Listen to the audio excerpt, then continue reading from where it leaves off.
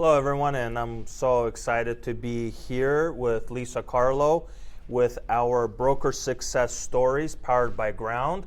Our education has made an impact not only on Lisa's business, but many others' businesses, and our goal is to just bring it live, right? Talk about your business, talk about how you started, your story, your transition into real estate, and then talk about new home space and just kind of your day-to-day transactions, how you're servicing builders and buyers and open houses and so forth. So Lisa, a little bit about yourself and when did you really come into the space of real estate? I got my career, I think I was right before I was 40 years old. I had done, I guess I'll back up a little bit. I've always kind of been a go-getter, and I got my first job at 15 and I was working full-time, and I didn't want to get stuck in a classroom. I ended up getting my GED when I was 16, and I just worked full-time. I did a bunch of odd-end jobs. I was always a hustler, and I just kind of made stuff happen. I kind of had a kind of a wilder childhood, but I always had that deep down in my heart that like I'm made for something big, and so I always whether it was, chasing fitness or anything creative, I always, chased after things. And then, I became a mom and did that. And so I was kind of just bubbling up with like, what am I going to do now? Because my kids are getting older, and I was on my own. And somebody was like, well, do you want to go to school? And I'm like, no, I definitely don't want to go to school, but I wanted to be humble, and I wanted to say, okay, I love fitness and I love real estate. And this friend of mine said, you'd be really good at real estate. So I literally, my style, went and signed up for the class the next day, and I grinded through that, and I failed a couple times. And I was cleaning houses. I had been cleaning houses every single day, like 7 days a week, because that's how I work. And I did, I'd come home and I'd just do my classes, and failed the test a couple times. And I got my license the week that rates went to 7%. And that is the style of all my life. And so, yeah. And I think I had surgery right before right when I passed my test. So I actually was in bed recovering, and somebody had gave me a challenge to cold call for like 8 hours a day. And I literally cold called when I first had my license for like 8 hours, like for like 4 or 5 days in a row. Like I didn't care. I would just do whatever. I mean, I was lead gen, right? That's what you gotta do. Absolutely, it's lead gen. And that's kind of what I want to talk to you about, because you're very well known for, everybody has their strategy and how they lead gen, right? So how do you get in front of buyers, or how you get in front of sellers? And you've been, a rock star in the approach you chose to attain that business. And it feels like open houses and just being in front of people. So can you kind of talk to people how you eventually found your strength in that? Because for me, over the phone is so much better than being in person. And I've done, data grinding and outbound calling and all of that. That's how I built my business. But I know your journey is different. So can you talk about how you cultivate to build your business where you're at today? Right. Yeah, I kind of got a little bit of mentorship in the beginning that all of us do, about your styles and your learning styles, and how you like, if you like people coming to you, if you like going to them. And I had done lots of sales, telemarketing, so I could do that all day long, but I really always like to be on the stage, or I waitressed a lot, and I love to go to that table and talk to those people, and so open houses. And I wanted to dress up, I wanted to look good, I wanted to be a professional lady, I wanted to grow in all these areas. And then open houses were and I love to just go get my business. So it was really cool. I'm I could just call up these agents and ask and hire myself. So I literally just hired myself. And I learned okay, what house do I want to sit in? Because I've sat in houses that weren't clean, that had holes in the walls and no electricity. But it's do you want to sit in that, or do you want to go sit in a new construction? Or then do you want to go sit in a mansion or whatever? So I just positioned myself, and I just owned every moment of it. And I just practiced those conversations when people came in. And I think people, they love my energy. And so I was able to connect. So between the you know, I went to open houses every single day. I would do 2 or 3 a day even. So between that attitude and then just that connection and drive, I was able to get, you know, start slamming deals almost immediately. Like our first one was during Christmas, and nobody gets a deal during Christmas. And it was a walk-in open house. I actually just saw somebody's story, one of the most successful lady realtors in the county, and she's amazing, but she was talking about how she had never in 25 years had somebody walk into an open house and buy the house. And I was like, that was for my first deal. So you know that you're, you know, where you're supposed to be when, you know, that happens, and then it just continues to roll. And so. And that is so amazing. A lot of people can't find themselves in real estate. Like they start and they have to try kind of everything. And that's amazing about your story, that in a very short run, you're able to figure out your strengths, your weaknesses, position yourself in the market, service those clients, and definitely jump into that transaction. Talk about your first transaction. This is like, I mean, everybody has their stories, right? Because there's so much roller coaster of emotions. I remember my very first transaction. I mean, I've done thousands of them. Between I would say the first one and the last one, that's all I remember. Everything else kind of just fades out. But like tell us about your first transaction in real estate. How'd you feel? Was it a new home sales? Yeah, it was at your brother's house. Yeah, so it was a new home sale. So definitely like talk to the audience about how new homes was such a huge compliment to your first transaction. Right. Yeah. Well, I met David because I called him off of a sign, and it wasn't a new construction. It was one of his flip houses. And I went and met with him, and then he laid out a whole bunch of new construction homes during that meeting. And he said, you can live at these. I don't care. Just choose. Tell me what your schedule is and let me know. And I'm just like sitting there like, oh my gosh. So I chose this subdivision. It was a cul-de-sac in Salmon Creek, and it had the coolest little one-story houses. And I started in one, and then that one got sold pretty quickly. But I mean, I was asking David, I'm like, okay, well, buyers are coming in and they need a gated community, so can we build a gated community for them? And he would kind of like reply like, okay. But then, so that one sold, so I'm like, okay, well, this one sold, so you want me to go across the street? And he's like, yeah, just go across the street. And it's cold, it's snowing some days, like it's the middle of the winter, and I'm getting nervous because like I'm grinding and I haven't had anything pop yet. And then I got a walk-in from a lady, and she was with her friend, and she was, you know, a single older lady, and she was just a firecracker. So we hit it off right off the bat. But I remember that like the energy changed when she walked in that home. Like that was her home from the minute she walked in. And so we just rode the wave through that, and you know, I ran comps, and it was really overpriced. So we went back and forth, and then she finally put this offer in. It took, and I'd never seen an offer form or a purchase and sale, so I had no idea, and that's a whole nother story. But she finally put this offer in, and then she hopped on a plane because it was Christmas, and she didn't get the pre-approval, and it was like one of those rookie things. I'm like, all I knew was like, you just have to give me the pre-approval. Well, she didn't. She hops on a plane, leaves, then she won't answer my call.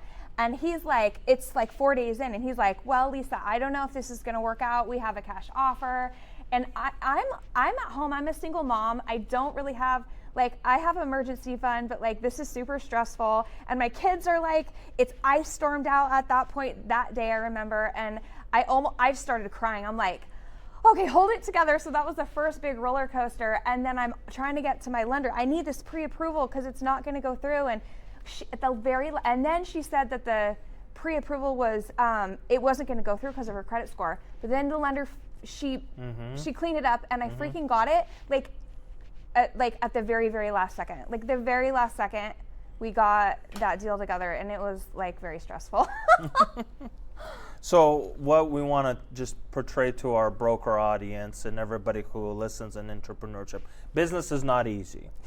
And I always say, if you want to be a prayer warrior, just go into business. You'll be praying over every transaction. But business is not easy because there's so many things that have to truly come together and align for that transaction to take place. But also, just like you heard from Lisa herself, new homes is a huge complement to our business, to the real estate sector. And this is, I guess, something that we keep saying and relaying to all our audience and just the broker community, that we have to overlap our business in the new home space. And it's been a huge sector of my business, my personal business. And I know, Lisa, you've went from working with buyers and selling at the open house now to also representing builders in the community, the seller side of things.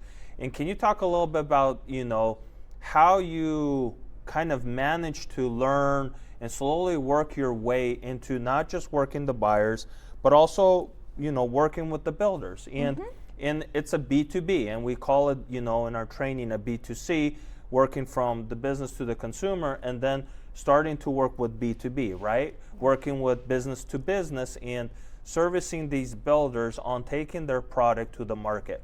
So can you kind of tell us how that transition took place for you in like a very short time also? Right. Yeah, I love doing social media and marketing. So every time I was at open houses, I was making videos. And I didn't really know that I was creating such a big buzz for myself, because you don't really realize how many people see your stuff when you're posting. I was just doing it out of creativity and having something to do with the opens. But that was creating a foundation where people were seeing me. And then at the open houses, especially with the local builders, they would come in because they're, a little bit more nervous about the sale. And so I would, just strike up conversation, give them feedback, and just I really cared about them. I cared about them making, being successful. So I started bridging relationships just with them seeing me at their houses and then checking in and then having questions and then, bringing buyers and really, connecting those buyers with the builders, which that's what they love. So that started just tearing up. And then I started understanding how new construction works. And then I started getting an eye for land and lots. And then how do you put the house on the lot, and then how do you find the land, and then how do you get these, and then getting buyers what they want when they can't find it. And then I put together my first custom with the lot I found, and bridging that. And then I started looking all around. So now I can, all the rest of the builders and then the bigger ones. So then I would make phone calls, and I'm like, I don't think brokers understand new construction. I want to do open houses for you. I want to do marketing for you. This is all I just want to do this just, to kind of educate and to kind of get a buzz going. And they loved that. And then it just built from there. And then now I'm looking at bigger pieces of land and subdivisions and able to, I know that this builder is this style of subdivision or land, and we're able to bridge that gap. And it was really nerve-wracking. I'm like, they all like me. And I love doing business to business because it's a different vibe and energy. And buyers can, it can get, exhausting when you're it's very emotional with them. And, I really care that, we're just doing the best job. So being able to have a little bit of a balance between working with a business person to a resale buyer or seller, it balances out the roller coaster in a different way. So. And hopefully you taking notes, because I definitely am. So social media was a big aspect of Lisa showing her work, not only to the buyers, but also to the builders. Because one of the things I believe there's a huge misconception or misrepresentation on the broker side is they're not really revealing their work to their clients, right? So when you're at the open house and you're doing a tour of the open house, the social media posts are helping reestablish that affirmation to the builder, like, hey, Lisa's really out there working. She's holding our open houses. She's trying to get our product to the buyer. So you brokers out there, definitely learn how to use marketing to complement your business, but also reflect how you're truly working in the market, right? So marketing and social media not only reflects, oh, hey, I want to sell a house, but it's actually showing how hard you're truly working. And I know Lisa's reels are all over, so social media. And number 2 takeaway, just in this quick conversation, is do more work than you're truly paid for. And I think we're in the service business, right? Yeah. And I think, a lot of brokers just cut it short too quick. They work, 2 times for a builder, and then they give up. And you're like, no, you have to go the next step, to service this builder or this buyer in the space of, new home sales. Talk about, how you put that deal together on pre-sale, because one of the things that I hear a lot from brokers is, oh, there's no buyers, there's no deals. And I always say is we have to cultivate the deal. So talk about how you cultivate business for yourself and for the transactions that come to be. Yeah, at the open houses, I will see the same buyers in January and then in June, and they're still looking and they can't find what they want. And it's, something about, there's not enough storage in this house, or just there's certain things where a lot of these buyers, they're, it's their last house and they really, need something. And so I want to put something together that they can't find. And so I, found the lot, and I would just keep sending them land, and really I had no idea what I was doing at that point. But the more you practice, the more things start clicking, and I found the land, and we put the offer in, and it actually worked for them and the builder that they had seen at the open houses. So I just bridged those two together, and that, it ended up working out. And I'm doing another one, the same thing. I had the lots, and I had connected the builder to the lots, and actually that builder I had got from the sign that I put at the previous pre-sale that I connected to. So it is just like connecting the dots. And then I built this great relationship with that builder, and then I had another relationship with a bigger company builder, and they off market sold me some lots off their subdivision that they didn't want, and I had been on him, tell me when you're going to sell those lots, I want those lots. And so I had been working on that for months. And then there was a house across the street, strategy open house, and this house has a really funky flow. It's like on a C, we call it a C lot, so it had like apartments behind it, and it didn't make a lot of sense for most buyers. So that's a perfect open house because it's a new construction, everybody's going to come through it, but it's probably not going to sell fast. So I sat that open house, and from that open house I sold my pre-sale across the street, and I'm able to sell all new construction in that whole town from that house. So that's kind of how I work everything and kind of create my own business. And like I don't sit at one builder's open house. I strategically place myself where I can kind of sell all the builders' houses. So in our businesses and as entrepreneurs, it's so important to have strategy on what we do, and we kind of have a workflow of how we're attaining that. Can you speak a little bit about the Powered by Ground training, and then the community, and just the resources that have been available to you and to kind of your business, how that brought you to where you're at today, and going forward, how it's going to be a big part of your business? Absolutely. Powered by Ground was, he was cultivating that when we met, and he would give me little, glimpses into his vision, and he would sit with me for 5-10 minutes at max. Like I probably only saw him a handful of times the first year. It was all during email or text message, but he would give me a little bit of time, and he would just kind of explain different structures of how businesses work, and how you start as a sales, and then you go to the next level, and the next level, and the next level. And so it just started clicking, and then I understand, okay, he's like, well, you're going to go here next. And so then I would just observe kind of like how he was doing it, or how other brokers were doing it in the new construction arena. And then we started actually meeting, and then it was like exposure, and then it was talking about the developers and the investors. And so each step of the way, it was really organic for me. I couldn't imagine, like you said, when you're talking about how like people they just work 2 builder deals and that's it. Like I automatically keep going, and I don't know any other way. So for me, it was just very organic, but every little bit of information sunk into where now I understand the game. I understand the business. I understand just the ins and the outs, and just what truly, makes things work. And so that all came from his wisdom of everything that he's done in the last 20 years. And I've always been I'm teachable. So, you always need that to be able to, when you have all of the, talent and gifts, but you always need a mentor and that, that path of action. And so combine that, and then boom, you blow up. So what I hear is all of us need mentors, and this is what it's all about. I've been mentored.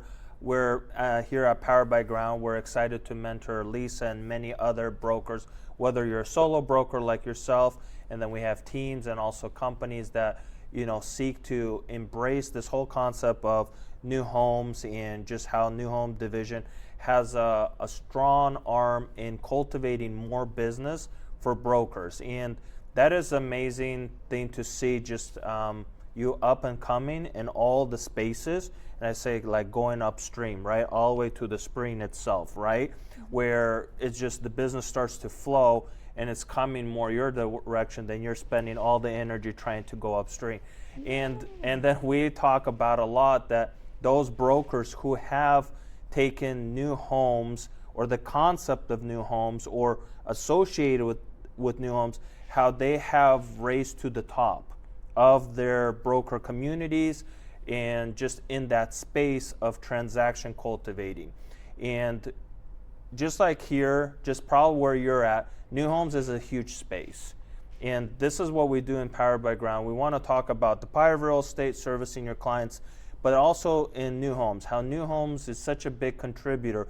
We had a meeting with an owner-operator the other day, and she's like, yeah, it's amazing to sell a home and have all the vendors, whether it's a resale, but have all the vendors ready, your paint, your carpet, your roof people, and to have that service available to your clients, right?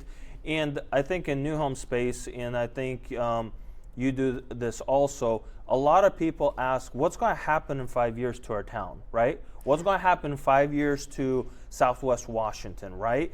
And this is what new home space has. We are able to be that resource to say like, well, there won't be more lots, or there will be more lots, or there will be less acreage, or we're going to high density and we're all going to be living on cottages very soon, or condominiums and we're just going to be stacked on top.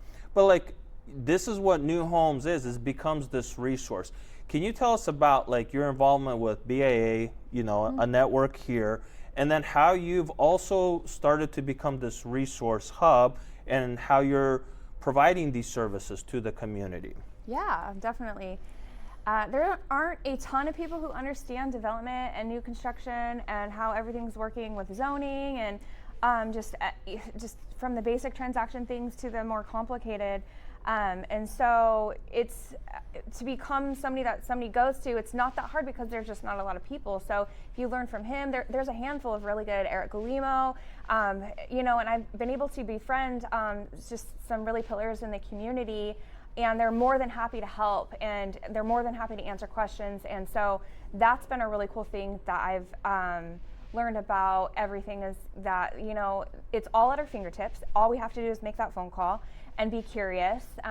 I started doing some of the networking events, got some new girlfriends in the industry, and they're little hustlers, and so I like to, you know, stick with my kind, and so we started doing some of those events, and those are very valuable. I've had builders start coming up to me at the events, and, you know, they're expressing their gratitude to my hard work, and that seriously just means the world. You really, you know, you work hard, but you don't, you know, really understand how much you're appreciated. And at those events, everybody is just very supportive. It's like a big family, and the events are fun and amazing, and they spoil us, and there's tons of networking and tons of potential that come out of those. So I'm super floored to have been connected to that, and, you know, keep going with all the BIA, for sure. And that's an important aspect to think of our businesses. We have to have community. Where a lot of us, yes, we're running our businesses, whether solo or kind of a team, but it's so important to be plugged into a community because there's just a wealth of knowledge and resources that you can tap to. And whether you're in another market, I know there's a lot of different communities or clusters of communities. Here at Powered by Ground, we're doing the symposiums where we put brokers and builders together as a community. We have a couple hundred people all in one room talking, negotiating, asking questions, right? Being curious. All of these things that happen inside of community only cultivate us to become more professional and better in whatever area of development we're taking our business to.